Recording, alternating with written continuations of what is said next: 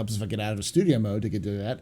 Hello and welcome back. This is the question and answer session for the last episode. If you have not watched the last episode, we talked about the roadmap updates and 317.2 and Alien Week. Check it out. The link will be right above Darjanator's head. If you're watching this on YouTube. Fucking, can you stop doing that? I love doing that.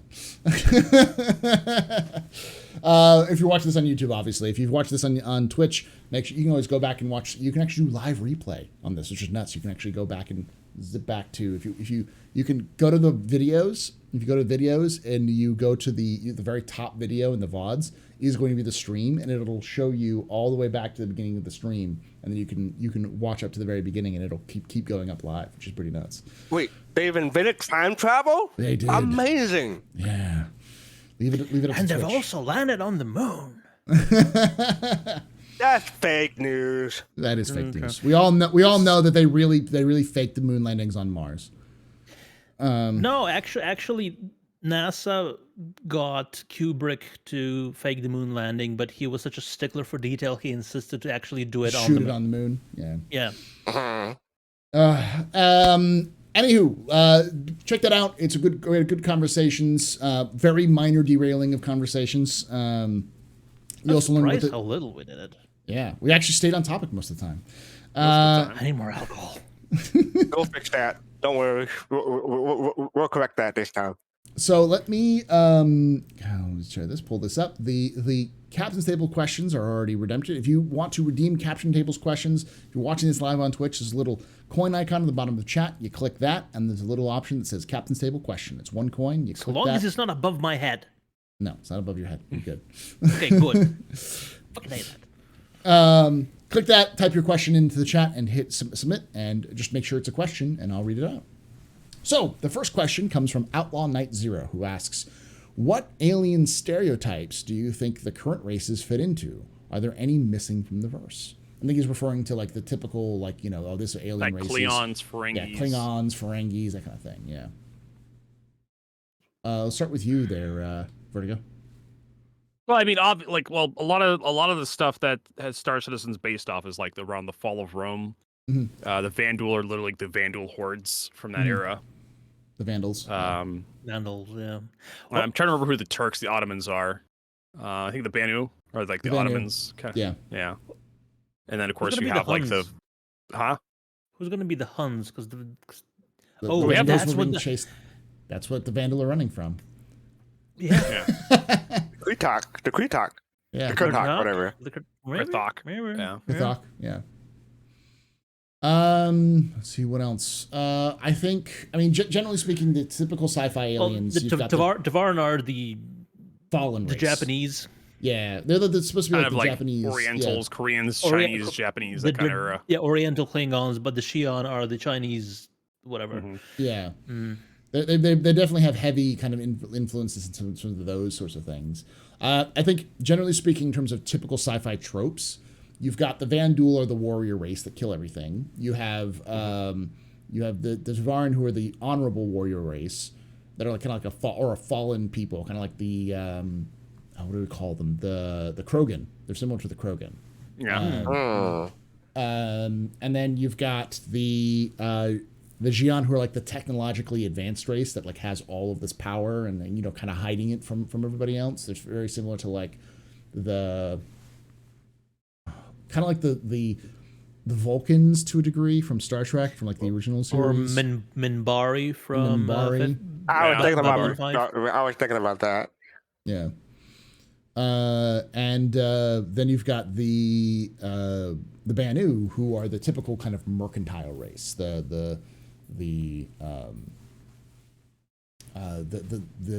like a less morally bankrupt version of the Ferengi. The Ferengi.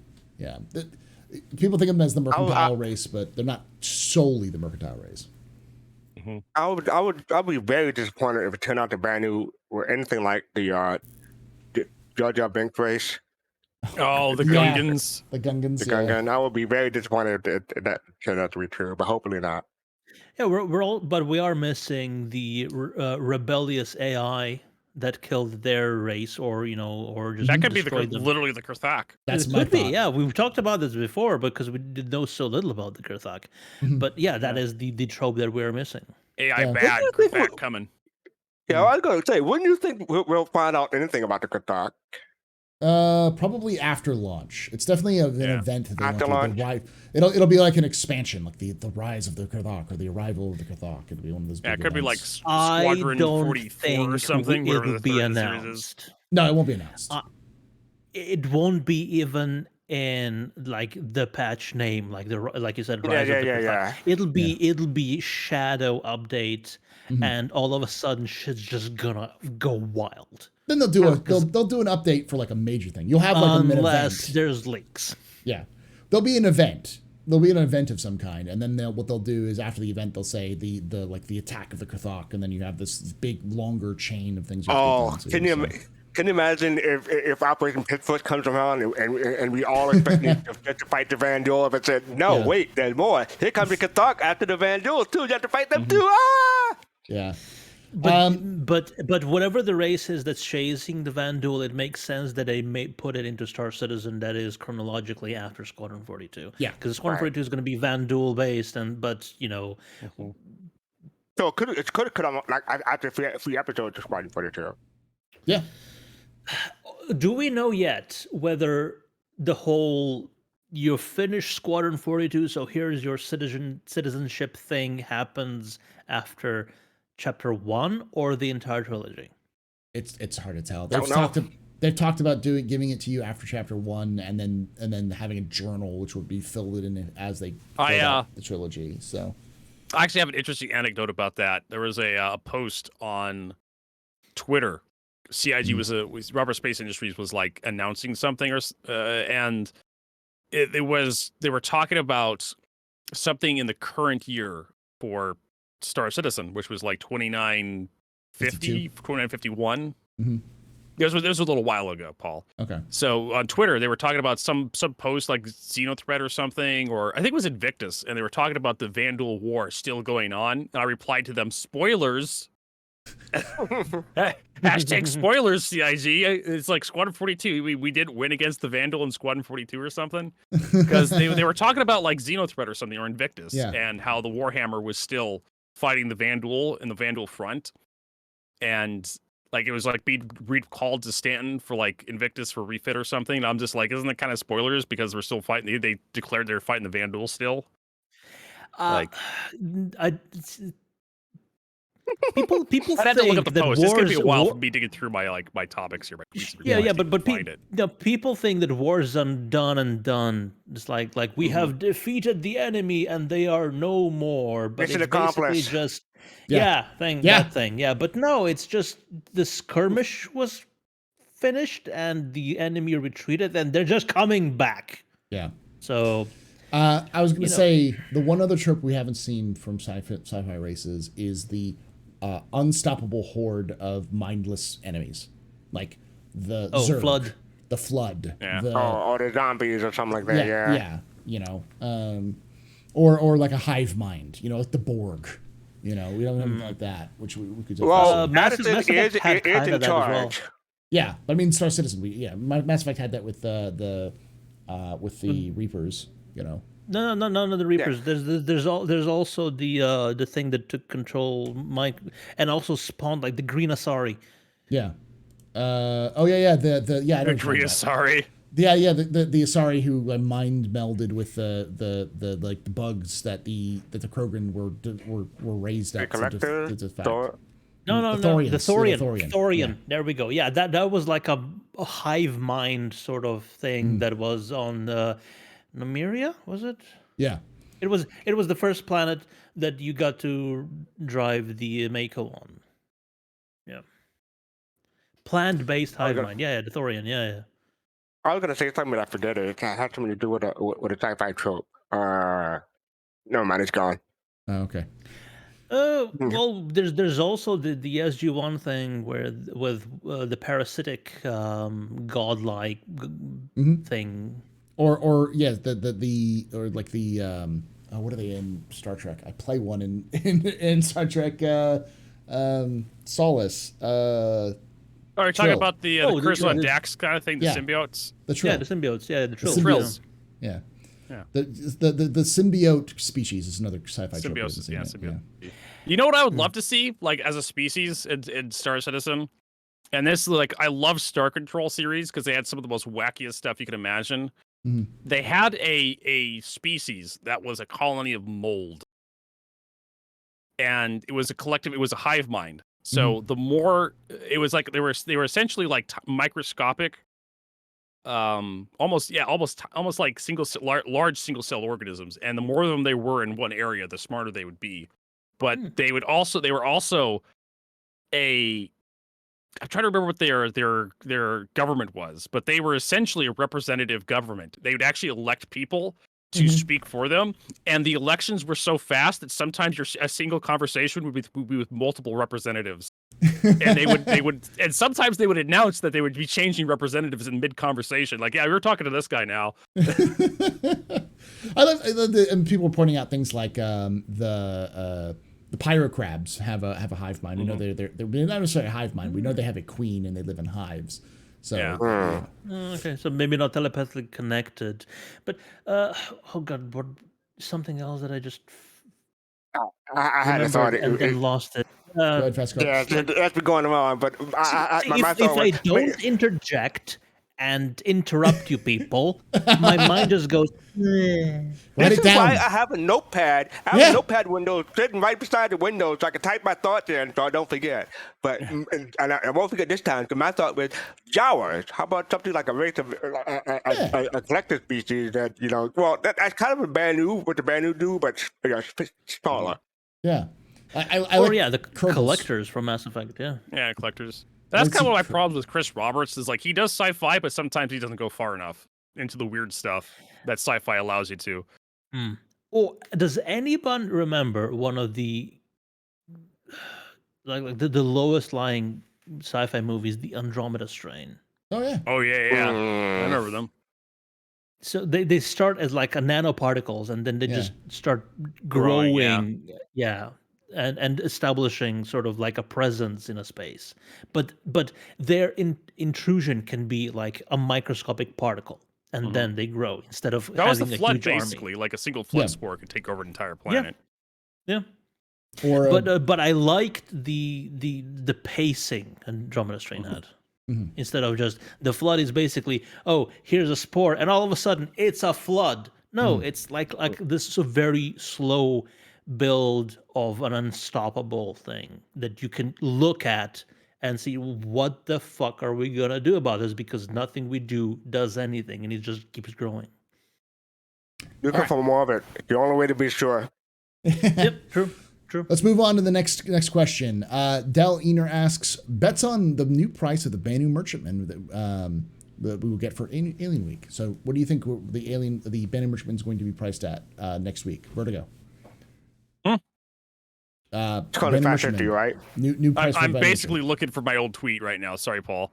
Can you repeat the The price question? of the BMM. Can you waste your time some more, Paul? new price of the question BMM. again. New price of the BMM. Price of the BMM. That thing's gonna be close to $1,000 when it's finally Yes, ready to go. $9.99.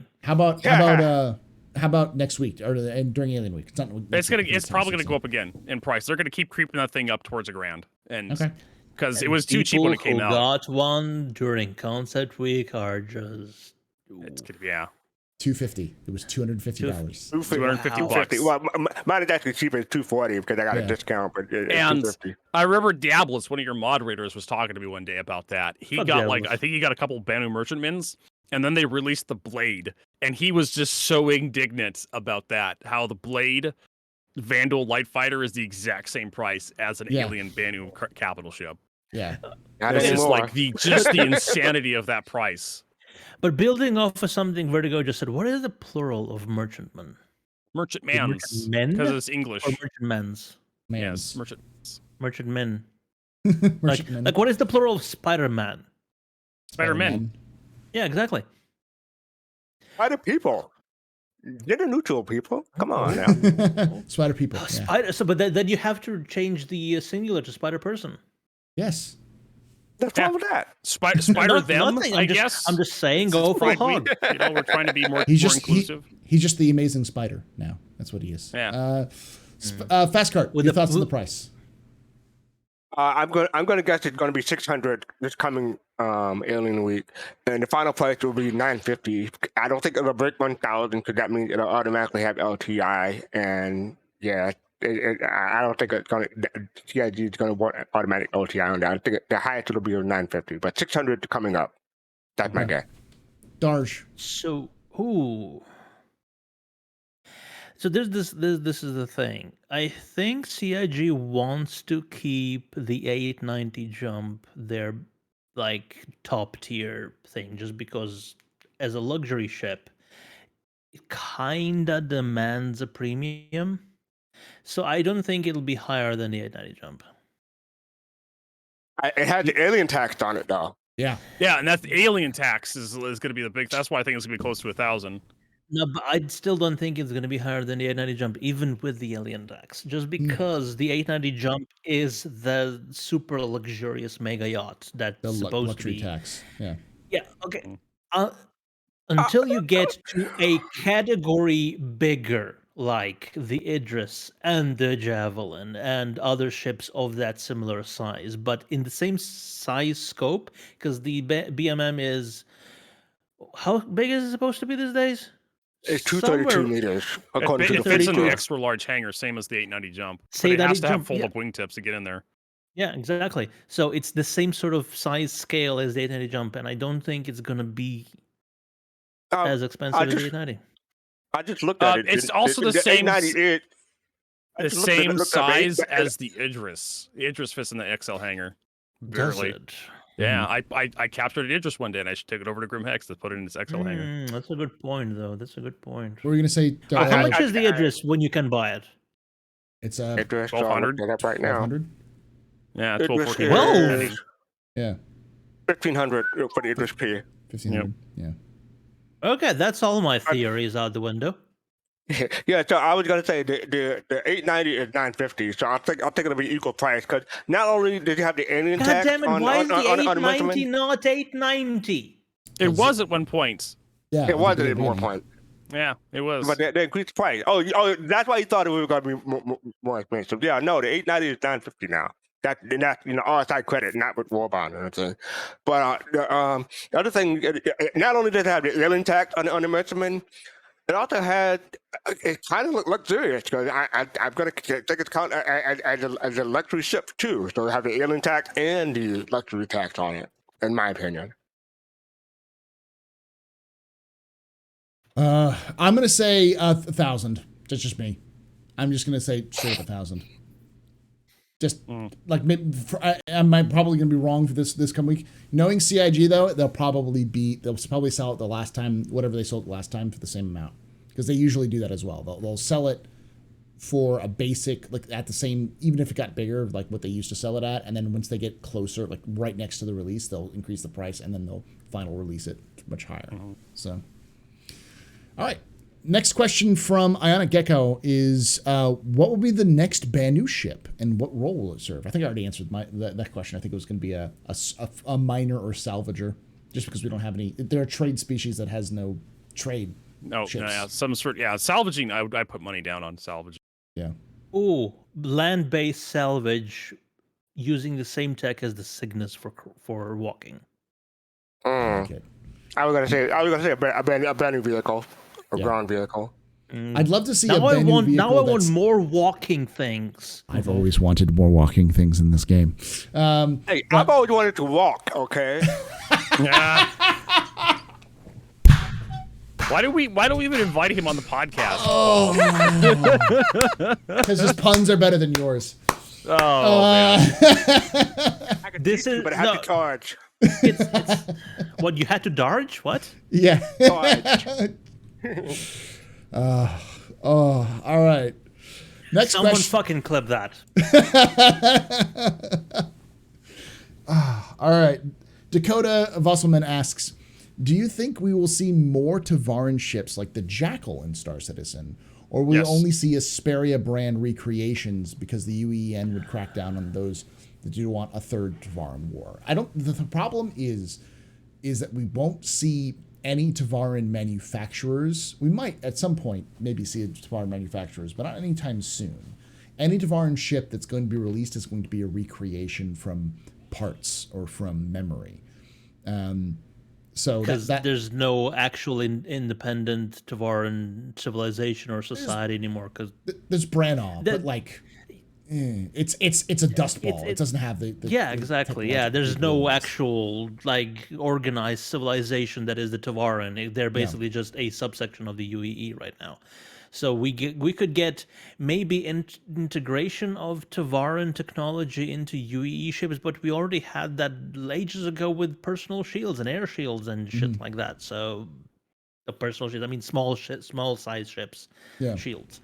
What else could they feature other than it's gonna, if anything, it's gonna be basically recreations or maybe like retro design. Like you have the new Mustang that looks like the old Mustang. They're gonna have like new Tevarin ships made by human manufacturers that kind of look like old Tevarin ships but aren't. What do you think, Fastcart? Do you think we're gonna see? Do we think we're going to see for future Tevarin ships? Are we going to see like Tevarin-made Tevarin ships, or are we going to still see the recreations? I think we'll see recreation, but I mean, you know the lore better than I do. But I'm guessing you're going to go last. But yeah, as far as I know, Tevarin don't make their own stuff, so yeah, I think it'll be a recreation. Okay, Vertigo. Yeah, I mean, we'll probably see Tevarin ships. I don't know if there's still a militant. Because we have to. You're the lore master, the Necronomicon. No. The Mandalorian. The Mandalorian. Yeah. Good. I like it. I'm Lorstradamus, is what people have called me. Or I prefer the Lord of Lore. Lord Madon. Yeah. I'm sorry, Paul. I'm butchering stuff in real time. Yeah, of course we will. Like, I'm assuming that you're going to have the alien ships in their alien space flown by the alien people, right? That build those ships. So we'll see those ships. They haven't destroyed all their technology, right? And embraced human technology. So some of the stuff is probably still out there. Will we have human-capable reproductions of all the Tevarin ships we could possibly come across? I mean, CIG wants to make more money, so I'm assuming we will. That's in my mind. That's the last stop for CIG. Is just selling alien ships to us constantly. They run out of ideas for human ships. Are we going to have like faithful recreations of old Tevarin ships, or are we going to have a human interpretations of what a Tevarin ship could be, but completely original? Well, that's what MISC is. Yeah. Yes. Right. It's alien and human technology fusion together. And which pisses me off about like what was that that piece of crap they released, the Nomad. The Nomad clearly has alien tech influences, and it's not made by MISC. And lore wise, that just irritates the hell out of me. Not only do I hate the look of the Nomad, I hate like some of the any reason I can take to hate the Nomad, I find. So if I can reach into lore to find another reason to hate the ship, I will. But HCVertigo, the Nomad is built by Consolidated Outland, right? And that guy, the owner is the Elon Musk of the Star Citizen universe. So he can I can hate him even more. I don't like Elon Musk in real life, so there you go. There's more reasons to hate the company that made the Nomad. Like Elon Musk in real life? Yeah, lots of people do.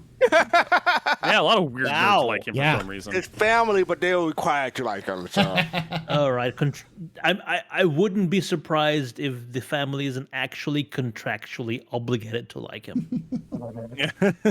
It is in it's black in like and white. the death penalty thing he has. What's that? What do you call that thing? Paul, after you die, and you pay a penalty to your family. Death tax. It's called not the death tax.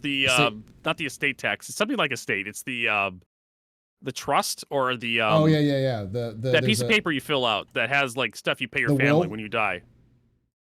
The will. There you go. That's the word. This is why I like Paul. Everybody, he's smart. He teach good. I'm looking over this. The original name of the Nomad was Project Manta. Bespoke, interior, consolidated factories. I'm thinking because I realized that they actually this damn tweet as well. They actually have a straight up they have a straight up lore piece on the Nomad that they released a couple like back in February. So I have to look through it. I haven't gone through it, but there may actually be a reference in here somewhere to alien technology. So it could. Well, what about the Nomad is alien technology? The skids, yeah, the hovering. The hover skids and the ladder too looks like super alien. Like that's something that's straight out of Mixed. Okay, the ladder I'll give you, but the hovering, like the dragonfly hovers like that. So are you saying but it's more Drake's got alien tech as well? But Drake is I know, but it's hovering. Yeah, it's true. No. The alien tech that Misk borrows is the omnidirectional thrusters. Yeah. Or what? Which one of their ship uses the omnidirectional thrusters? None of them. I know. Technically, the actually, thank you. The Razor, thank you. The Razor does. The Razor uses that. Okay. Yeah. All right. Yeah. All right. Here we go on the racing now. Yes, talk about racing, There you Darj. go. Time This is to one thing we missed. shift We gears. missed that. Okay, so on SCL this week, so yesterday, Xylo mentioned that there is a new direction for erasing that they're taking in the company, and that doesn't mean, hopefully, it doesn't mean that they're basically just making a partnership with XGR and Atmo Esports about.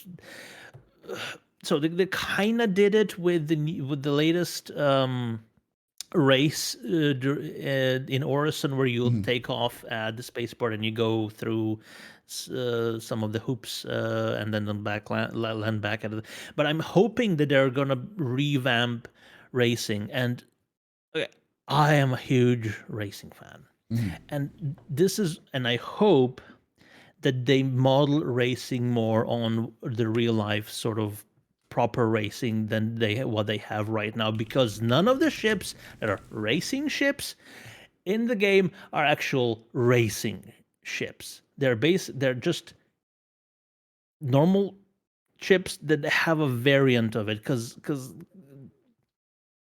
racing ships have zero compromise. They're supposed to have zero compromise.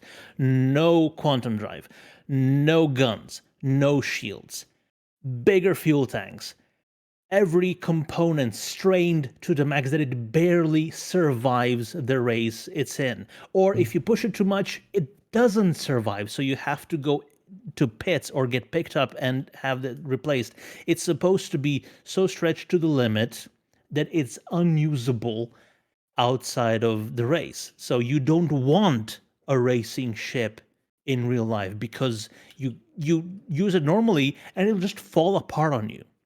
So that's sort of thing I want in racing. Right now, the 24-hour Le Mans is going on, and I'm kind of want this podcast to end sooner so I can go back to watching it, because it's right on. It's on right now. 2 weeks ago, the 24-hour of the Nürburgring was on, and it was one of the best races I've ever seen. I stayed up, not stood, up for it for the entire thing.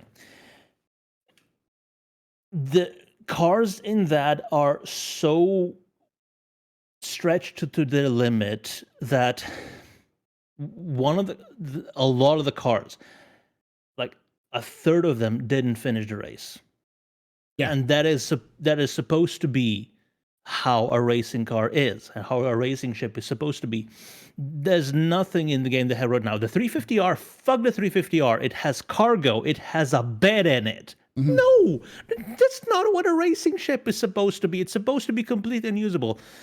Like Razors? Yeah, like the entire back end of the ship should be an engine. Yeah. Yes, exactly. Like or a fuel tank. It's not supposed to have a quantum drive. It's supposed to be... at least it's not missing like the 300 RS. There's an RS? Yeah, there's a 300 RS. It was mentioned in the lore post for the original 300 series. See, the advocacy use it. Okay. No. It's a stealth version of 300. So, but also there's things that they could do to make racing a viable thing, like as a profession with the current tools they have, like make them more maneuverable than any dogfighter out there. Like take your head off maneuverable. Mhm. But also as an addition to that, more like additions that make you survive that, like an undersuit that has no oxygen, that has no EVA thrusters, no armor hard points, but makes you survive the G-forces. It's like there's so much variety they could introduce with the existing tools that I have to make something that is completely unusable outside of its very niche purpose. Right now, there's too much of things that do everything. I think Too many, not enough specialization, especially for racing. Yeah. I mean, I think I agree to a degree. Can you tell that I'm very excited about things? Yes. I also know that when they did the new animation updates for the wheels for vehicles, I heard you audibly screaming from halfway across the planet. Yeah. The new physics update for the vehicles. Oh my god! If you have the mule, try going up a hill in it right now. The physics for the ground vehicles makes you go like this up on the front wheels and keeping it horizontal. I was actually able to float this thing on nothing. Like if you get a position just right on like a landing pad, like you can actually get it completely off the landing pad. It's just sitting there hovering in the middle of air. Like something's going wrong there. Physics. Anywho, but this is just ships like the new refueling and repair that's just gonna feed into this, because you want components that will break immediately, but because they are strained so much, they give you so much more advantage. And that is actually probably something that will be useful for people who want to go into a dogfight. They know that the components will survive only one dogfight. But if they can get that advantage, they will go for it. Yeah, that's sort of extremes. I want more extremes in the game, Paul. I get it. Anyway, that's my rant. Yeah. Let's move on to the next question. Go ahead. No, this one has been brought to you by the letter R and the number 1. All right, next question comes from Midnight Black SC, who asks, with PES, do you think we'll finally be able to mark locations? For example, if we find a good rocks for mining or some ships we want to come back to salvage, are we going to have to wait longer, or are we going to have to wait longer for that? With 3.18, I think is what he's asking. Do you think we'll see like marking depends on the UI? 3.18? I don't think so. I don't think we'll see upgraded markers because I don't think there's any UI work being done on the star map. There is UI work being done on the star map, but it's not for Star Citizen. It's all for Squadron. So it has to go into Squadron first. What do you think, Fastcart? It'll go to Squadron first. Eventually, hopefully, it'll come to Star Citizen. We just don't know when. Yeah. I just don't think it's going to happen for this, though, unfortunately. I think the groundwork will be laid for it, but that's mostly UI. It's not PES. So I don't know if it's going to be in for 3.18 or sometime further down the line. Yeah. Mason Caldron asks, who should be featured in the new player experience, Gilly or Tessa? Fastcart. Why not both? Hey, there we go. Vertigo. Still looking for that tweet, Paul. It's that old.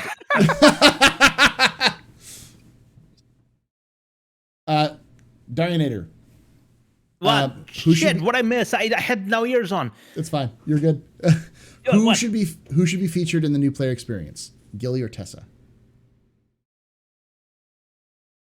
Tessa. Yeah, that's Tessa. That's the best I had. Gilly was too short-lived to make a big impact on the player population. Yeah. He didn't have distressed bacon. If he had distressed bacon. Yeah, exactly. But this is also something that I wanted to talk about. Fuck, I completely lost my train of thought.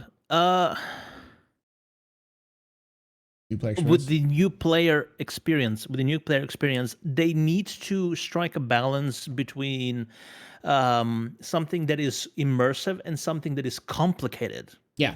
Because if it's too complicated, it'll make them less willing to update it every patch and every time a new feature is added and everything, like a new update, big update happens.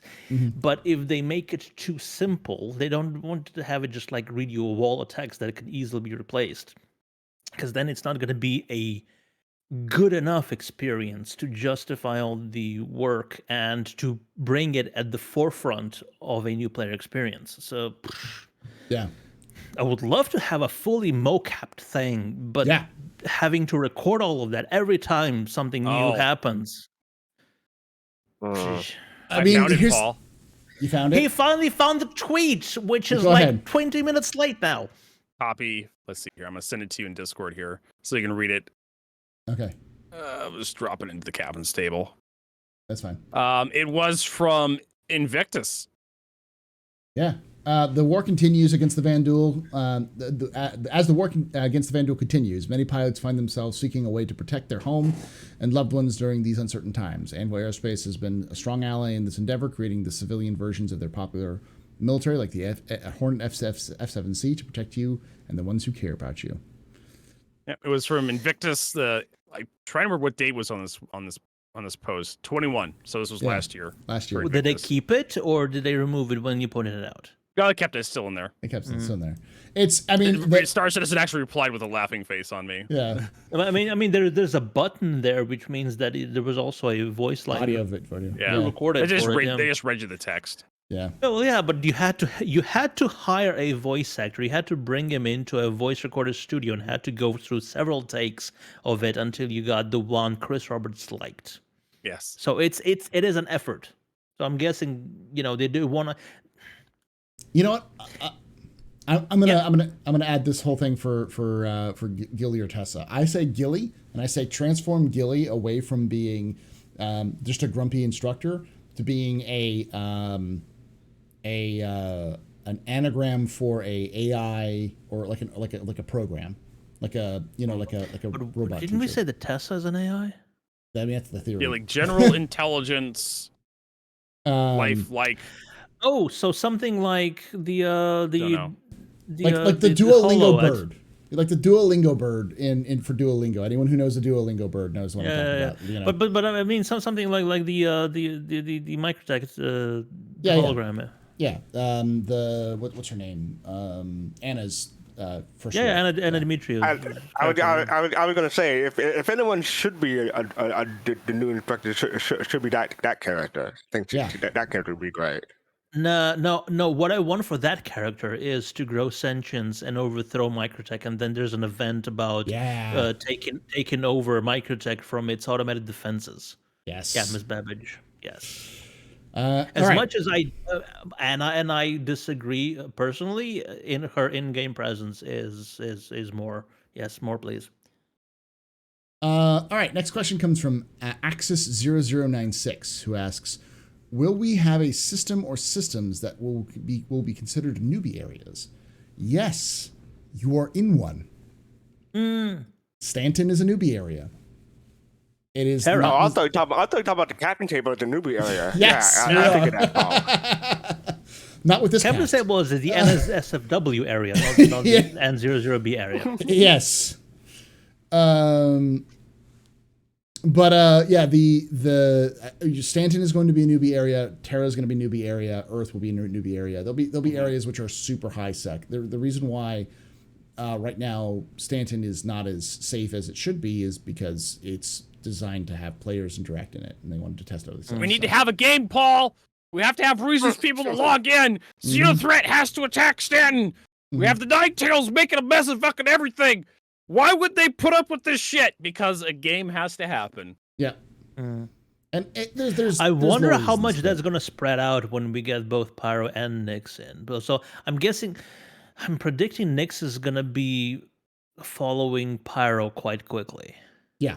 I don't know how quickly, but why would Jump Town happen, right? In the Stanton system, it would just be cheaper and easier to nuke the site from orbit and just turn the Jump Town into a crater instead of sending people down there to grab drug boxes individually to throw them into an incinerator back at Orison or something. Yeah, that seems kind of stupid. The reason why they build these things out is for testing purposes. In the future, we'll see a lot of that stuff being in Pyro or in other star systems. That's the whole purpose, you know. And there's also a reason why like Xenothreat's happening is because it's kind of a state of the systems, the state of the Empire is falling apart, and so random groups like that can do things. Well, it's not even like Xenothreat's attacking. Xenothreat's attacking with military grade equipment like the Idris. Yeah. Idris M. Yeah. That's a huge red flag right there. It's like, Xenothreat's attacking, and they have Idrises with railguns. What? Yeah. I'm just saying that Stanton, right as it is right now, it's supposed to be like a microcosm of the entire Empire. Yeah. All right. And it's a test bed for all the cool stuff CIG wants to do. So don't take it too seriously. I'm just wondering how they're going to retcon it that everything that happens in Stanton is actually what happens in real life, even though it's a test bed for the game. It's been all a dream. It's all been a dream. They could just retcon. Just don't acknowledge it. Just wipe the save clean. Just hit the big. They have a reset button. Yeah, basically, they can just say that the everything that's happened in the system is not actually real. It's all just it's not canonical. Yeah. Yeah, canonical. Canonical. There you go. All right. Oh no, they can have JJ even come in, and then he'll be at good because then everything can be at retcon. Yeah. Oh, it's a multiverse thing. Yes. All right. The next question comes from Del Ener, who asks, when they add modularity in game, do y'all think changing modules in game will either take a time, will either take a while or cost an exorbitant amount of UEC or both? Yes. Both. Yes. Yeah. It's gonna be like your insurance timer right now. Like you're gonna set the work order up, have the ship's gonna get taken away from you. There's gonna be a timer running, and if you want to go faster, you pay more. Yep. That's how I suspect it to go. Yeah. It's like contractors right now. You can either pay them by the hour, or you can pay them for the full job. Yeah. But will there be a happy ending at the end?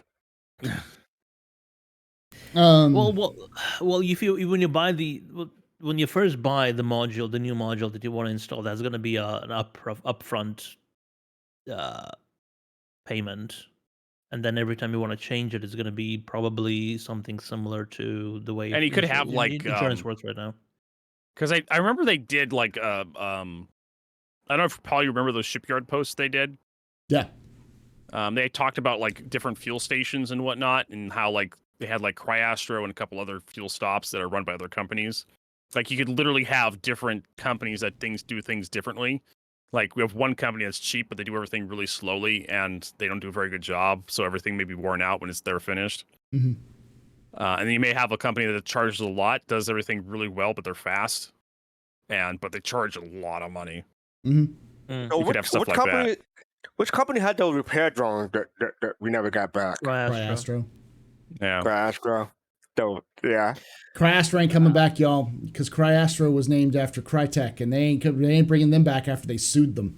Yeah. Well, something's coming back because on the latest SCL, Galactica was talking about when she first saw the repair drones, and someone, I don't know who said that, mentioned that something like that is coming back. I think it was Tyler. I think it was Tyler. Yeah, something like that is coming back. Maybe not as Cryastro, but he did mention that Cryastro specifically is coming back. Yeah, I thought he said Cryastro was coming back, or maybe he just meant the drone is coming back. Mm-hmm. Maybe. All right. Next question comes from Ionic Gecko, who asks, do you think we'll get a way to connect our ships and receive a status report on all ship systems? Yeah.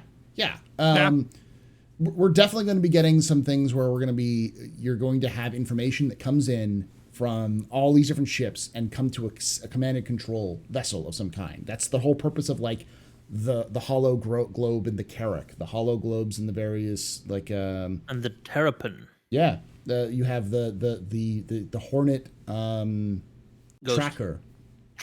Mm-hmm. Yeah, all those things. Yeah. Fastcart? I'm not sure this is what the question meant, but they also have a funding goal saying that we're going to a phone app or device, or Android or iOS app could be included on that. Yeah. Yeah, and even if it says, can we connect our ships to receive a status report on all ship systems? You might be able to know, like, if you have like a Banu merchantman in, the Goss system and you're hanging out in your Carrack in Stanton, you might be able to get updates to know like what's going on in your ship back there as well. That kind of feels just to me like an update to the Knickknack system. Or the app. Yeah. Oh, I actually successfully used the Knickknack system recently to find a helmet I thought I lost. Oh. There you go. That thing is such a pain in the butt to use, though. Like because there's no search. Yeah, like in you basically anything have to. Okay, where did I put this thing? Where search? Yeah. You have to go. You have to. Okay, where do I think I left this thing? I think I left it at Lorville. Okay, I think I left it over by somewhere by Hurston, maybe Everest Harbor. So let's check there. Okay, next page. Another 20 items, another 20 items, another 20 and items. There's no fucking logical sorting to those items. Like, can I search for? Can I just select helmets? Because I know it was a helmet I picked up. Like, exactly. You get everything. It's sorted by database entries, which you don't have access to. So yeah. it's not logical to you, but it's logical to them. Oh, yeah. God. The modularity is one of my biggest pet peeves in this game right now. Is like it's literally the menu, your in-game menu, and it's so bad. So whenever I hear like Elite Dangerous players come back and say like, oh man, I love the modularity, it's so great. I'm like, are you insane? This is not good. Have you played Elite Dangerous? Good. I have, yeah. Played Elite Dangerous. Yeah. So no, but Jake said on SCL that the new version of the modularity is, and I quote, so good. I hope. I hope. Good impersonation. I like that one. So Jake being vocal about something, like officially, that gives me hope. So that we're gonna get proper functionality. Right. Yeah. Okay. Well, what's the temperature in hell now? Getting warmer. Monthly reports have been talking about, last couple of months have talked about like the roadmap and other updates to the UI and stuff like that. So star map and such, or not roadmap, yes, star map, the star map and all that kind of stuff. All that stuff's getting updated, but it's important to remember that it's all coming to Squadron first. So it could be that a lot of this stuff is in a final stage or in more of or getting towards that final stage, out of that experimental stage, but we just won't see it because it won't come into Star Citizen until a little bit later. So Jared, I know you're watching this. Give us more ISC with Zane. Yes, we'd love that. Yes.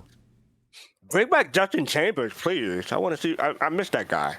We're probably about 2 months away before people start making posts about the various HUD updates. Because remember, we were supposed to get the Aegis HUD or the Drake HUD. The Drake HUD, yeah. And we've never but that gotten requires a complete rework of the visor system and the MFD system and everything. So yes, but that's all UI. I am afraid that CIG has a far too small of a UI team. Yeah, they do. Yeah, I think they're still hiring people for UI. Yeah, they're hiring people for everyone, for all the departments, the teams. Yeah, but yes, go to. I think that's one of the reasons why they're moving so slowly. They're Cloud having Imperium to Games. help. No, it's Cloud Imperium Jobs, Games. I think it's Cloud Imperium Games. CloudImperiumGames.com/jobs. I think. Yeah. Yeah. And plus, they're making a whole new building, so who knows who's going to be put in there? Yeah, not just a whole new building, a new office in Manchester and a new office in Frankfurt. They're not actually paying to construct those buildings. I think those buildings were going up. They just got floors. Those buildings were being made anyway. And from my understanding, this year, thanks to COVID and work from home, a lot of companies are pulling back on actually having physical spaces, either getting smaller offices. So actual commercial real estate is much cheaper to get for a lot of companies. So just for reference, there are 126 open positions, 16 in LA, 11 in Austin, 28 in Frankfurt, and 71 in Manchester. They're going to fill those seats in Manchester before the building is done. Yeah. It's going to be, Manchester is going to be already too small before the building's even finished. I still got to find. I just want to say. Go ahead. They crowdfunded $478 million. They could very well be building those buildings. We don't know. We don't know. True. And speaking of funding, we reached over $50 million raised this year, and it's not even end of June yet. We're only 5 months and 12 days into it. And the behemoth that is November is still yet to come. So applying the same trend as last year, we are looking at 135 million at least. 135? We could see 150, and that is almost double last year. I'm going to say 142 million, and it's going to happen because of memes. Memes. Yeah, well, memes. Yeah, memes, dreams, but also because 318. I mean, everyone knows the 318 is going to be a huge match. It's going to bring in a lot of people from outside of the community because it's just. And the number of new accounts just keeps growing. It's like this is a game, not a scam. Yeah. Suddenly. Suddenly it feels like there's a lot more people playing it like for serious. So. When Go ahead, sorry, Fastcart. Okay. Yeah, Fastcart. Part of me want to naysay the 150 million or 142 million, but I learned my lesson last year. I say there's no way they're going to make they're going to reach 420 million by the end of the year, and the community proved me wrong. So you say 150 million, I'm like, I was hoping, but I was hoping for 69. I don't know. I was hoping for 69,420 million overall, 69,420, but they blew past both of those too quickly. Go ahead, Darsh. Right. Okay, so this is something that I've been struggling with for a while now. It's just the sheer numbers when it comes to this game. I can understand a streamer having 100 viewers or several hundred viewers. I can understand a game having like 1,000, 10,000 players that are playing it. But we're talking about 100,000 new accounts in 2 weeks. It's like those numbers just don't make sense in my mind. It's like, how are there so many people actually existing, not just interested in this our total accounts for game? Star Citizen is only what, 2 million? Not even 3 million yet. No, 3.9 million. Yeah, 3.9 million, and some of those are alternate accounts for a lot of people. I know I have sure, at least 2 but accounts. still, that's in the millions. Diablo Immortal, I believe, had like 30 million pre-orders, pre-account sign up. Fuck that game. Fuck Blizzard Activision. I know, but this kind of goes to show you, kind of like the entrance. Like gaming is more normal these days. It's not something that no. I'm not saying it's more about normality, but it's just the sheer. So 100,000 is nothing. Imagine 100,000 people in a room. Like 100,000 is a stadium. I can't. It's too big of a number for me. It's a stadium. It's a stadium. Yeah. Look, I come from a town that has 5,000 people. I've been to London twice, and I've only seen it on like on street level where the crowd density isn't that big, and it's still a sort of like a normal amount of people. Yeah. But I had the same sort of feeling when I was flying into Los Angeles for CitizenCon. Mm-hmm. It's like this city just doesn't end. That breaks my mind, and it's the same thing that's happening with the numbers of Star Citizen right now. It's just like it's breaking my mind. It's like, how is there so much of it? Darj, I went through the exact same thing you went through when we hit 51 million. I had no idea why does this game keep making money? There's nothing there. It's just promises, right? Yeah. And that was close to like 2.0 was released, was 51 million, I think, back when they were still offering stretch goals. Yeah. And I was like, oh, we get this Jean Plants for the stretch goal. Here's a piece of hanger flare for $1 million, everybody. And they started slowing down on 10 for the chairman because they kept blowing past their $1 million stretch goals every couple of months. I'm just saying I've been living under a rock all my life, and the real world is breaking my mind. Darsh is basically coming out and telling the world, like, he just doesn't understand it anymore. No, I've never understood it. I have never been faced with the reality of it. I used to, in the summers, I used to go out to, I worked out in the foothills of the Sierras, and several of the camp counselors that I worked with were locals who lived in the local area. And one of them had lived in a town of no more than 1,200 people. And he'd been to big towns, but big towns were like 10,000 people, that kind of thing.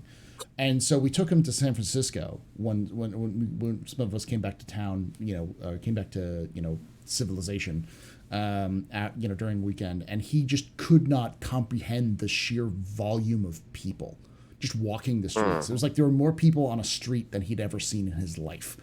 And it was just like, what? So I get that whole thing of just being like, whew. And for me, it's just like, it's more of the comprehension of Star Citizen is this little game that we all think about. And there's like, 17, 18 people who make content for it. And, we have our friends. And then imagining 110,000 people making an account over the course of a week. It's just a sheer number of that, I mean, 100,000 people in Star Citizen was like 2011, 2013 for a little while, and then it just ballooned up to like 500,000, then 1 million. Yeah. So to me, like I'm well past you, Darj. I've moved into the acceptance phase of this feeling. Yeah. There's denial, outrage, anger, bargaining, and then acceptance, or the 5 stages. Like the 5 stages of grief or something. Yeah. Kind I'm of still in denial. I'm in the acceptance phase. I'm just like, okay, whatever. Star Citizen is just ballooned out of my What was the control. bargaining phase like? That's what I want to know. Salt. Please, everybody, don't support Chris Roberts. He's crazy and doesn't keep his promises. Salt. I guess. I don't know. Salt. That's what it is. The salt phase. All right, let's move on. Shempasta asks, will there be a bigger repair ship than the Crucible? Can be. I mean, depending on how much money Chris Roberts wants to make, I can imagine. A ship that's, I could see a ship like that's kind of like a floating Capital class repair ship. Yeah, like a capital class, something that could fix something like Connie's, something like that size. I would think for capital class ship, a you mobile take back to the shipyard. A mobile dry dock, essentially. Yeah. Mobile dry dock. Yeah. That I can see as Kraken? a station that doesn't move. That you have Already? That's not a ship though. The Kraken can repair ships internally. Yes, like so but can it only Idris. It's got to but repair not the big facilities. ones. But they can't repair repair the big stuff. fighters. Yeah. For me, I think if you want to repair a big ship, you get 2 or more Crucible. That's my opinion.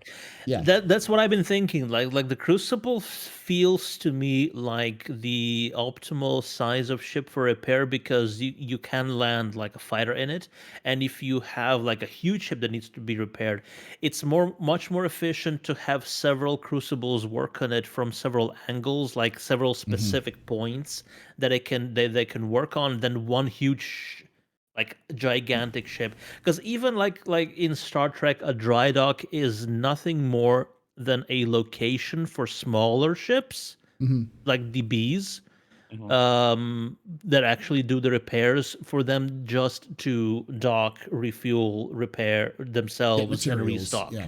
Yeah. So when you're talking about repairs, it's much more efficient to have the Cryastro drones. Yeah. Yeah. But I seriously think that as in terms of repair ship, maybe like a huge like one big ship that hosts crucibles that crucibles attach to, bespoke crucible docking for transfer of raw materials and shit like that. Can a Crucible land on a Kraken? Or Can a Crucible even land at all? Crucible? Yeah, it can land. It has landing bay. It has landing capabilities. Are we sure about that? Yeah. Okay. It may not be able to land with the Scarab attached. The repair bay. But I can almost guarantee you it's there. So yeah, I was thinking that a Kraken could just carry multiple crucibles, and that could be a mobile station, basically. Mm-hmm. Yeah, that's the problem when it comes to repairs, because if you want to get any bigger than a crucible, you're going to look at capital ships, and capital ships already exist that can already repair stuff. And if you're looking for something that could repair something like large, medium, and large ships, you know, maybe there may be something like that, but you know, I mean, like if you want to repair big ships, like the Crucible is basically designed to repair bigger stuff too. It's got these little arms that pop out of the side, and I'm pretty sure they'll have ships like the Carrack can load drones, and those drones can repair stuff. Yeah. So we may have some bigger. And I mean, when you start getting into capital ship, you start wanting to have multi roles in the ship. Yeah. One of the reasons why everyone was upset by the Odyssey, because the Odyssey had the potential of being like this exploration mining ship, and it was just like, nah, you can only just mine quantanium or fuel. Like, oh, thanks, CIG. Yeah. But I mean, like drones that you're going to see on a Carrack, or the drones you're going to see on like maybe even a Crucible, are going to be a lot larger than a drone that would end up on like a Vulcan. So they can probably carry more and that kind of thing. So, all right. Next question comes from Duke Lukum, who asks, how do you think quantum boost will work? I got this one. Go for it, Fastcart.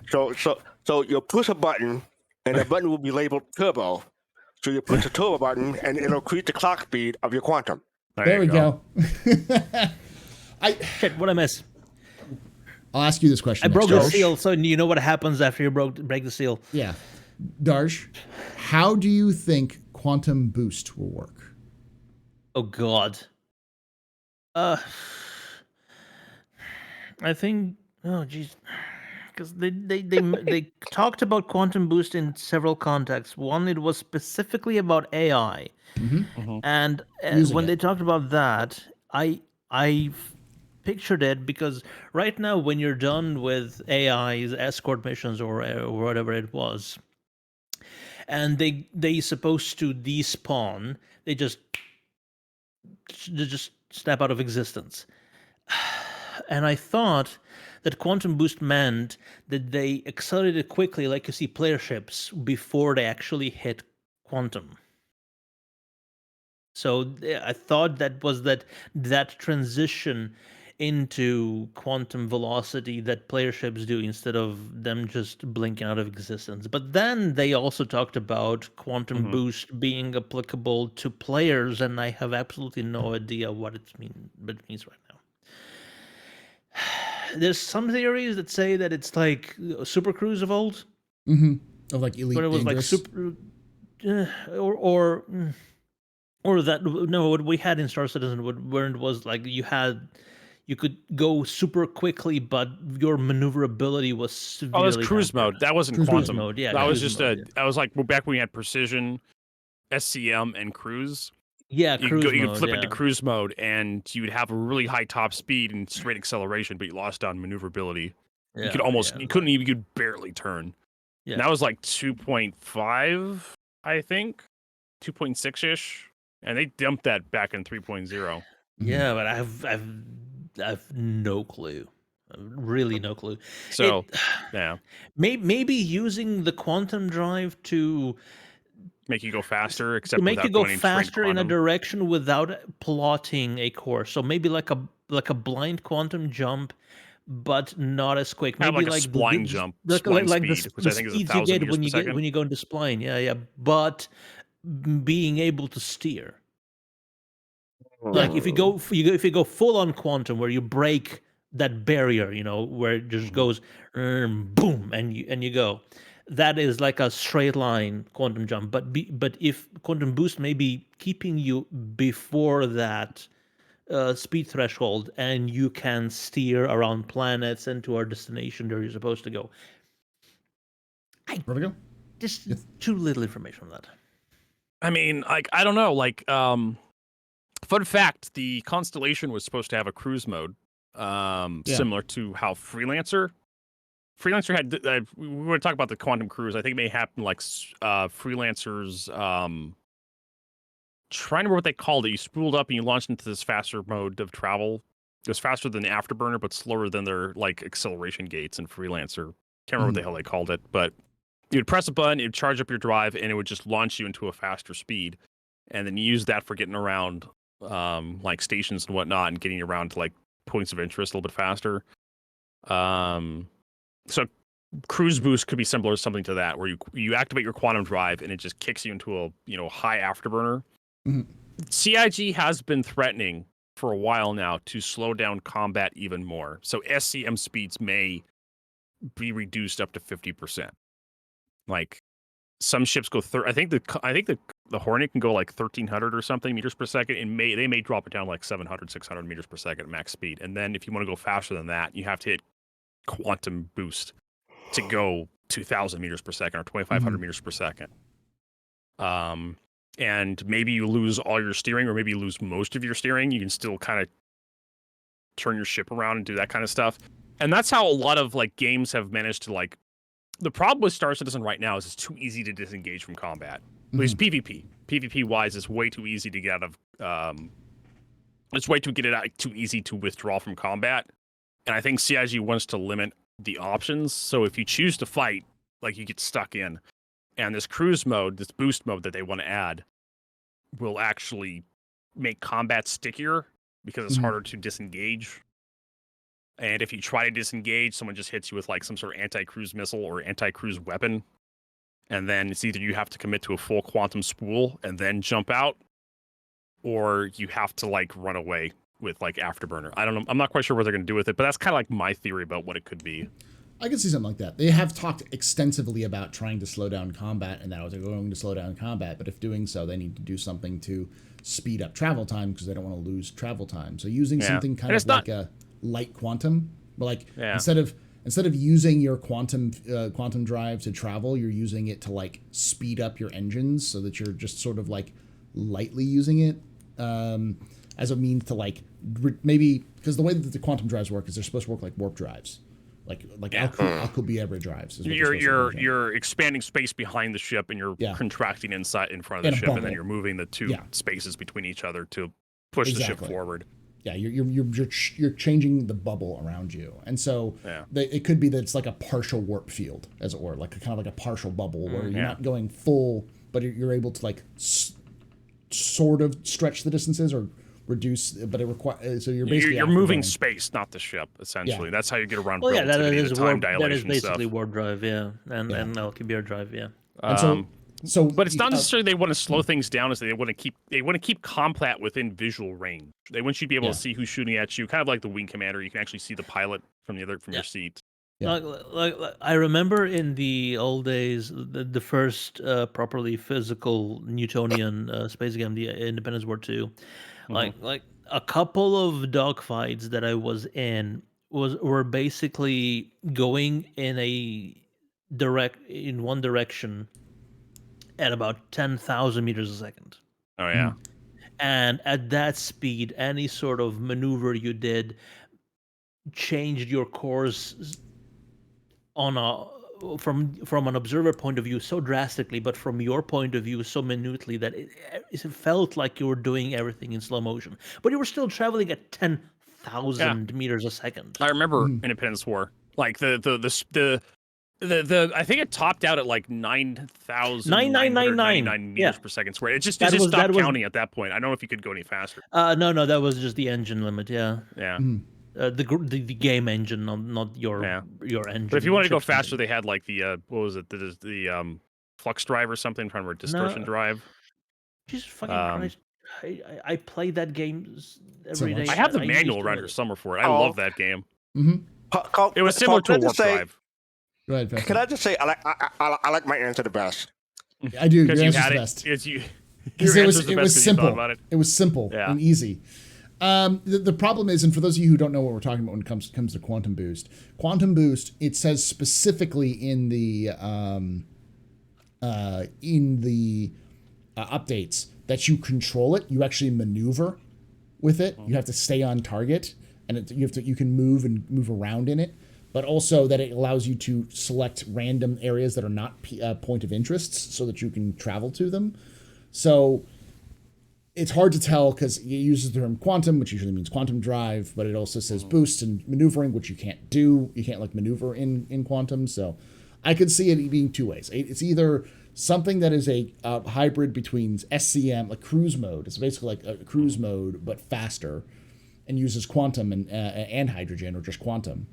Or it is a faster quantum. Because the other thing that's going to be quite obvious is traveling in places like Pyro, which is 3 times the size of Stanton, is going to be slow. So a way of speeding up travel, but at a cost of your quantum fuel. Like that's the issue. It's more of a, well, how are you going to function it? But I forgot about the whole change of combat speed Vertigo. So that may make sense as a way of punishing players who are trying to disengage by saying, yeah, you can disengage, but you're going to have to make the choice of using quantum fuel to do so, which is going to hurt you a lot more than hydrogen, which is a lot easier to collect. So, all right. Next question comes from Crystal King 1, who asks, think the Reclaimer wreck will be one of the new Lagrange points instead of a station? No. The Reclaimer wreck is far too small. Yeah, the Reclaimer wreck is on a planet. Well, they do have. No, there's one in space as They well. don't have Lagrange points, but they do have like asteroid fields that are fairly stable around moons, especially around the Hurston moons. They could put a Reclaimer wreck in the middle of one of those. Yeah, I mean those they're going to put. But it's not. I don't think it's going to be. They could have a Reclaimer at a Lagrange point. Yeah. They put a station there, and then a little short while away, there's a wreck site. Nothing's stopping CIG from doing that, but will be like the focal point of interest in Stan? I don't think it will be. No. Oh, they could do it for like Pyro. They could have a Lagrange point that has a wreck in the middle of it. Yeah. That's it. That's all there. DFX. I wouldn't say that's a non PvP pool. It's non-combat because the quantum boosting away with quantum would also be just from AI as well, which they want to increase. So. Quick question. Is it pronounced Lagrange or Lagrange? It's Lagrange, but I call it Lagrange. It's official. Pronounced however you want to, as long as no one's around to correct you. Its official pronunciation is Lagrange because I think it's named after somebody. Yeah, it's Joseph Louis Lagrange, who was Italian, so it's neither English nor French. No. But that's why I call it Lagrange, because a lot of people call it Giuseppe Ludovico Lagrangia. Lagrangia. There you go. So it's not even Lagrange or Lagrange, it's Lagrangia. Yeah. But the actual name was Americanized or Englished, so it's Lagrange. It will be Lagrange. Yeah. I'm going to call it Lagrange no matter what. But the actual name is not Lagrange point. It's Lagrangian point. Yes. Mm-hmm. That's why they call them L points instead of like L stations rather than call them anything else. And speaking of in Independence War 2, that is exactly where jump points were. They were in Lagrange points. Yeah. So if you wanted to travel between systems, you had to go to the Lagrange point, and that is where, I guess, because gravitational forces canceled out, so that was exactly where the instability was the highest. I don't know. And a lot of people are mentioning that it's a small town in Texas. It is a small town in Texas. You know why it's named by that? Because a bunch of rocket scientists live there. Like a lot of places around Houston, a lot of rocket scientists. Same place like, what is it? Oh, there's a town in Alabama where Redstone used to be. I want to say Birmingham. Like, there's a lot of nerdy town and nerdy street names around Birmingham because that's where they had a rocket factory. Huntsville, thank you, Huntsville, not Birmingham, Huntsville. Yeah. Oh, okay. Yeah. So, I think they still have NASA's testing rocket labs is in Huntsville, Alabama. So, all right. Vertigo. Linear displacement drive. The L drive. I remember that now. Yeah.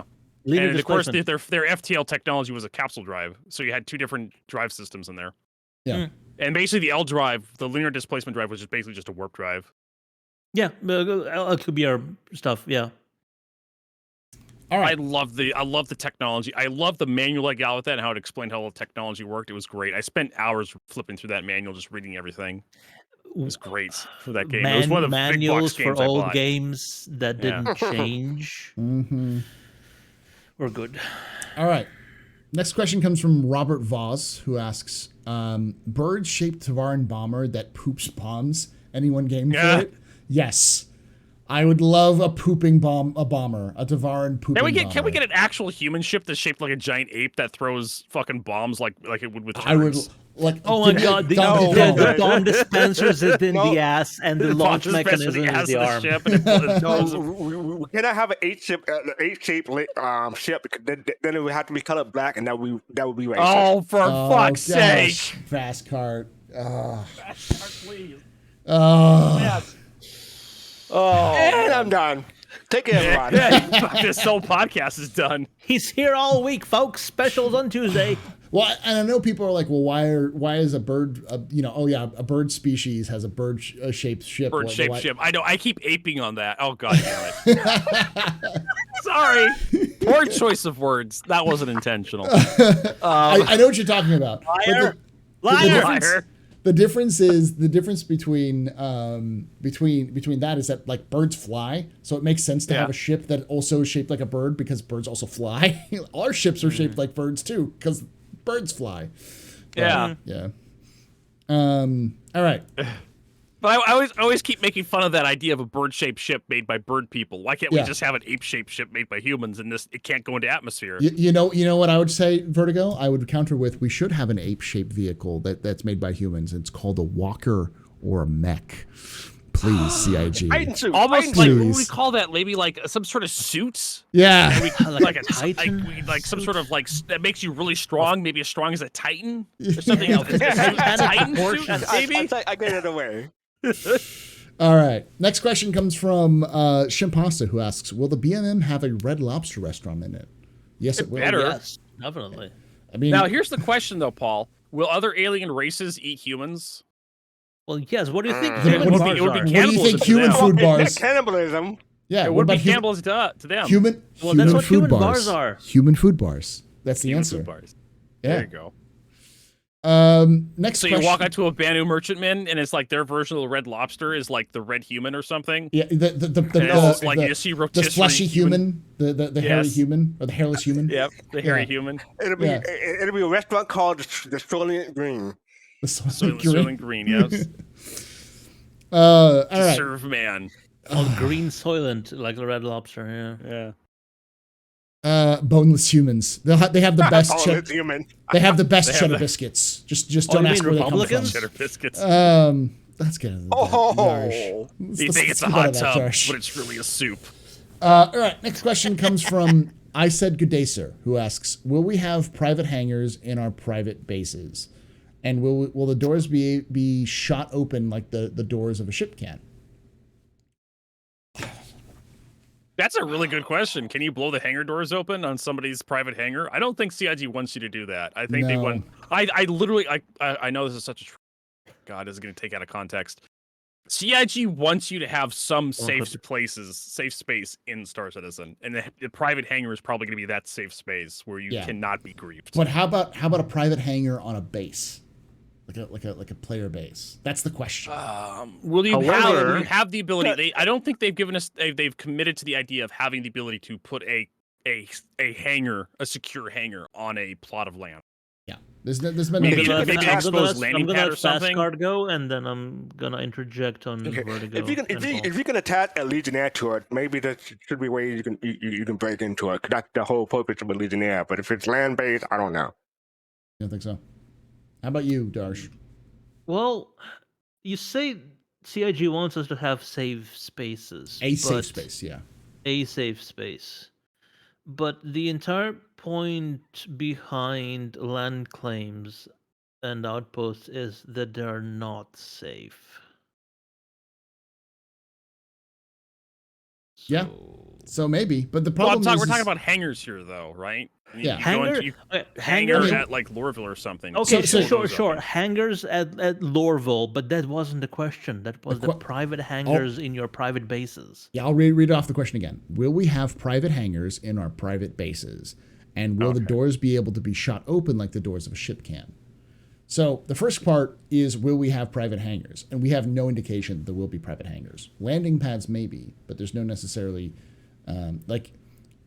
you might have a something that's like a hangar, that's like the old half circle sheds, that's the classic hangar that we think of, but we don't know if that will be like a hangar like we have in a landing zone. That just a place to put your ship in. Or even like in Gilly's tutorial, when you took off from a landing pad inside a hangar, you had to position yourself below the door properly. There was a specific point that where he said that where you are in the ship does not mean that is the center of the ship. You have to align yourself properly and then go up through the door and into the world. Yeah.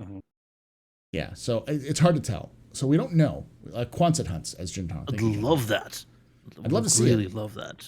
But we don't know. Because the best defense when it comes to this in Star Citizen is obscurity and being difficult to find. Instead of having a actual physical defense against attackers. I don't know if we'll see those yet, but if they exist, if there's going to be a private hangar on a private base, yes, you will definitely be able to get into it. Hacking it or blowing the doors off or something like that. There'll be some way of getting access to it. Okay. So if just a few numbers here, if every Star Citizen account is given an asteroid hangar that is in, what's the asteroid belt in the standard system? I know what you're talking about. The Aaron Halo. Aaron Halo. The distance between each hangar would be measured in hundreds of thousands, if not millions of kilometers. It is that big, and it's a single system. Yeah. So good luck finding a hangar like that. That's what I'm saying. Obscurity and being difficult to find. Yeah. I get what you're saying. Especially even ground outposts. If you look at the land mass of like Yella is the size of India. Is the land mass of India. Just pick a random spot on that Crusader planet. is the size of the Earth. Yeah, bigger. And there's almost nothing down there besides Orison, so who cares, right? So, all right. Speaking of land claims, this is the next question. Cooley Farms asks, so what happened with the land sales and how is that going to work in the future? I'll explain what happened with the land sales, but we'll do a kind of theory crafter for this one. So they sold the land sales when they did, and they had a big plan they released it around with the Pioneer. And they sold it for a little while after. I think they did it once more, but they had a massive pushback, not just from the community, but from the community as a whole, of being like, you're selling dirt now, and you're selling virtual land, not virtual they're not selling ships. Dirt. They're selling the opportunity to buy dirt. And so like it's one thing to say ships, at least you can get used to ships, but now you're sending, because like they were like $50 to $100. I thought it was like $20. It was like $10, $20 or something. It was that 4x4 with 50, 8x8 with 100. 100. Really? Yeah. Maybe I remember it wrong. So it was big, and a lot of people were like, this is ridiculously overpriced, and even the community itself was like, no. And so 8 by 8 kilometers is a lot. It is. Yeah.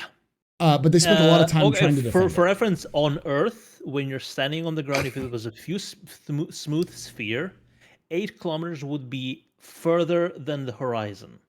Yeah. Horizon for a regular human being is about 7.2 kilometers. So 8 kilometers would be further than you can see on the horizon, and then another that's 8. Earth, that's too. Earth-sized sphere. Earth-sized sphere, yes. Yeah. So on a sphere like Ariel or Calliope or Lyra, like you'd be well past the horizon. Yeah. Something smaller. Well, George, I'm old 40 acres and a mule, so that'll be just about right for me. So CIG, as a lark, please give Fastcart 40 acres of land claim and a Drake mule. Like I said, I think I said it on the Yacht Club virtual Star Citizen, as the mule was based on Fastcart's card. Oh, gosh. Okay. The Earth is flat. Oh my God, no. Okay, I'm a moderator. It's time out. And Yeah, there's 2 mods in the in there. there we go.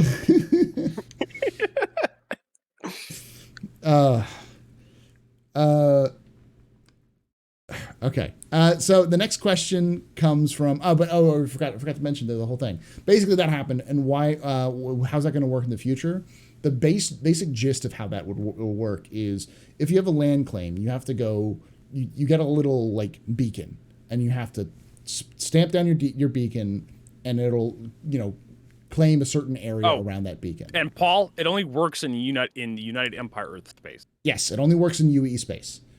And once you've happens? Oh my God! I just realized what happens if you claim it in UE space, but then through Paul was describing. I don't know how, like Xenothreat pushes back and they take back the system, and it's no longer in UE space, and you just spend like $20 on nothing. $20 on it. I guess you better team up with Test and Explore and take back the system from Xenothreat. Yeah. So that your insurance policy is covered now. Sorry about interrupting, Paul. It's okay. And then you once you've claimed it, you have to go back to an assayer's office and drop that off as an assayer's office to register your claim. So you have to claim it with a beacon, and then you have to take the beacon's unique ID code or whatever and take that ID code back. Like I said, the beacon is a 2-part thing. One that stays there, and the identifier that you take. Yeah. So, and what would stop others from mining it or going to it? Nothing. You with a gun. Yeah. Or if Smith and Wesson or Clausen. Or if it is in UE space, you can prosecute. Call in for backup from the UE. Yeah. Basically, I'm gonna do that. I'm gonna make a thing that says site secured by Clausen Werner. It's got a gallant on a picture. A site that says we believe in castle doctrine and go ahead, Fastcart. And can I just say, like you said, they made a big stink about it when the land claim first came with the Pioneer. I want to say it was 2017. And there was news articles about it. They're not only selling virtual spaceships, they're selling virtual land now. And now no one even blinks an eye because you have places games like Earth 2 selling land, and no one says anything. With what's up with that? Yeah. Or Star Atlas selling fucking NFTs for $10,000 spaceships. I mean, they saw the light. They saw the land of opportunity that Star Citizen was pioneering, and they went for it. And they're selling nothing. Hey, I mean, people would argue CIG is selling nothing too. If you talk to a lot of people who don't know about Star Citizen, 50 million in 5 months. Yep, it's a lot of money for nothing. Yeah. All right, last question before Darj. We can let Drunky Darj go back to watching his race show.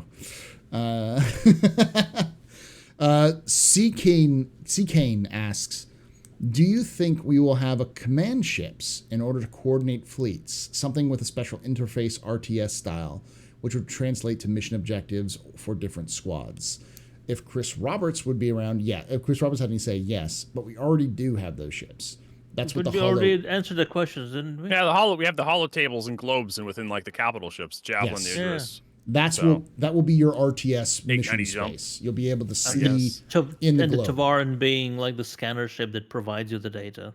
Yeah, exactly. And you'll be able to see the battle space in these holo globes, and then issue orders to go to blah blah blah blah blah. But those will be. You won't be able to like control NPC ships. It's not. This isn't the X series. This isn't X4 where you can. Oh my God! Please. Those will be things you have to tell other players to do and let them know. Less of I don't want to be Zane and his team when they have to design a user interface to command a fleet. Yeah. You're not going to sit there with you're not going to be the Grand Admiral with sitting there being like attack this. You're not going to do that. You're going to be telling. You're going to be more like an AWACS where you're just relaying information back to various people on the ground. Well, this is urban, yeah. So just copy StarCraft and be done with it. You basically go into a StarCraft and oh my god, they've actually had real-time strategy first-person hybrids where you have like every unit on the map as a player.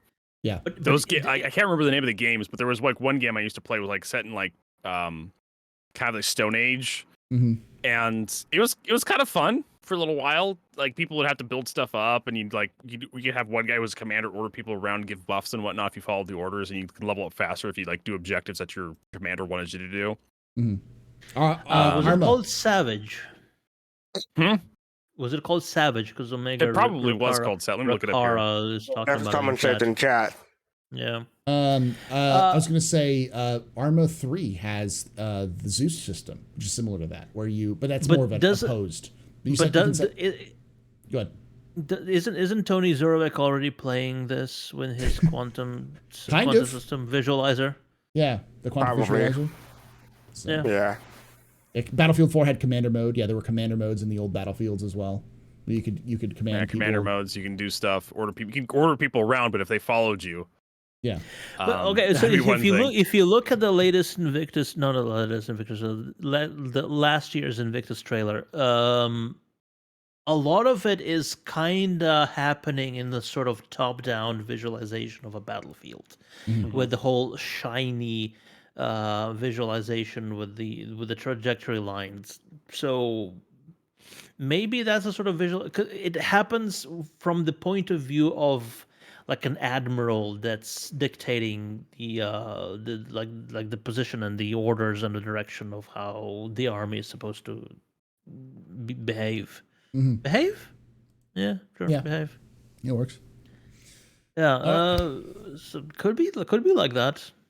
It's just important to keep these things in perspective. Like those kind of things are planned, but we don't have any solid details. That's so far in the future that it's difficult to point. But there is definitely going to have to be some sort of command and control gameplay that will have to happen, especially for larger organizations. It just to manage like a mining operation, the transports in and out, the mines themselves, the people transferring cargo, the maintenance workers, all of those things are going to require someone to know where all of these locations are and be able to coordinate all that stuff, let alone battlefields. And the biggest problem is that making all of this work in an MMO. Yeah.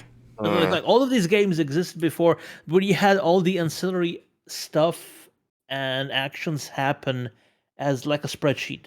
It just numbers match up and it happens in the background because you can't see it. But in an MMO, it's always going to be a possibility you are somewhere where all of this is taking place. So it has to happen actually. Actually. That gets me every time. All right. With that, actually, let's end this question and answer session. Thank you all for joining us here today at the Astropub. If you enjoyed yourself, please hit that follow button if you're watching this on Twitch. If you're watching this on YouTube, subscribe. We do this every week, or I try to do it every week. So if you like this kind of content, hit that subscribe button. And if you are watching this on YouTube, make sure down below, make sure you comment your own comments on the various questions and stuff in the comment section. Comment in the comments. Make sure that you are checking in the description for all of these wonderful folks, their content creation. Go to their website and everything like that. And like I say and if you're watching this, yes, during Bar Citizen weekend, go to grdf.sc for a special 10% discount. Fuck, I had to do it. I'm sorry. There we go. I get paid by them. I had to do it. And I just want to give one final update. I just looked at my hangar. I don't have the 40 acres or the mule yet. So CIG, do it. God damn it, CIG. You had one job. Let's do it, CIG. One job. Do it. Thank you all for joining us. And like I say every time, hope to see you someday in the black. I was right. It was you and I. Oh, God damn it.